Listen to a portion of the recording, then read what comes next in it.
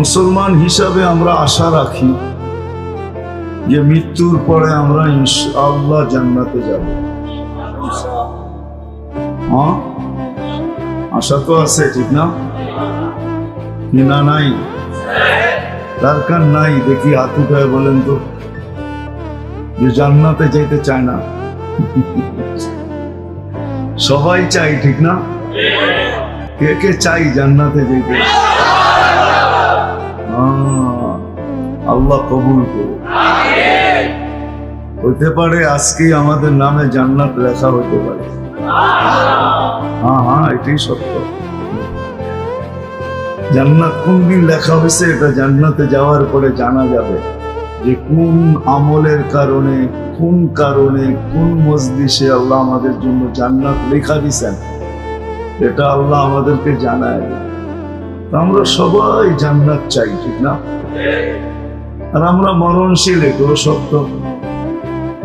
মরার পরেই জান্নাতে যেতে চাই, ঠিক না? কি যুবকরাও জান্নাত চায় না? মনে হয় চায় নাকি?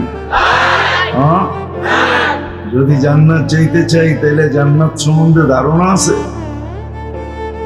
যে জান্নাত জিনিসটা কি? ধারণা তো থাকতে হবে যে জান্নাত জিনিস কি, ঠিক না? তারপরে জানতে হবে জান্নাত পাবো কিভাবে, এটার জন্য প্রস্তুতি কতটুকু। প্রশ্ন করে দিতে পারতাম যে জান্নাত যে চাই, কিন্তু প্রস্তুতি কতটুকু, কতটুকু আমি জান্নাত পাওয়ার জন্য প্রস্তুত। প্রত্যেক জিনিসের একটা প্রস্তুতি লাগে। জান্নাতের জন্য আমরা কতটুকু প্রস্তুত? কিন্তু মাধবদীর মানুষ হয়তো বলবে যে জান্নাত সম্বন্ধে তো ধারণাই নেই, প্রস্তুতি কি নিব, ঠিক না? ধারণা যদি থাকতো তাহলে আমার সমাজ এরকম হতো না। আমার যুবকরা সারা রাত্রে নেটের ভিতরে কাটাইতো না।